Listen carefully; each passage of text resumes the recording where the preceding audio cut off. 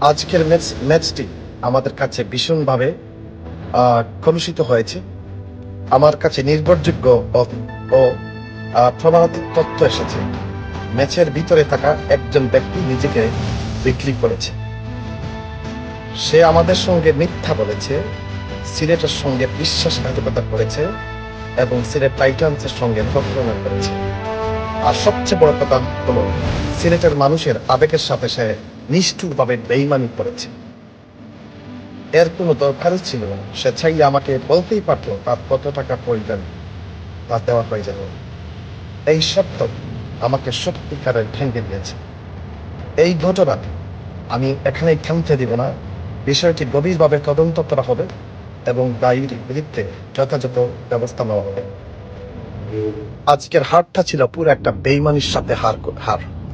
যারা ম্যাচটা দেখেছেন, আমি আপনাদেরকে আবার বলবো, আপনারা অনেকে বুঝে গেছেন আমি কি বলতে চাচ্ছি। সো আপনারা সবাই ভালো থাকেন। এতটুকু আপনাদেরকে জানালাম। এই হারটা আমাদের হার ছিল না, এই হারটা হচ্ছে কমপ্লিটলি কম্প্রোমাইজড। এটা এটা ফিক্সিং ছিল, একটা বেইমানি করা হয়েছে সিলেটের সাথে।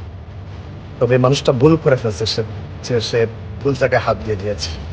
সে আমাদের সিলেটের আবেগের সাথে হাত দিয়ে দিয়েছে। এই বিপিএল জিপিএল সবকিছু যে একটা বেইমানি, একটা জুয়ার ব্যবসা, এটা আমি আগে থেকে জানতাম। কিন্তু আমাদের সাথে আমাদের প্লেয়াররা সবাই কিন্তু আজকে ডিমোরালাইজ হয়ে গেছে। ওরা সিলেটের মানুষকে ঠান্ডা করানো হয়েছে বেইমানের কারণে।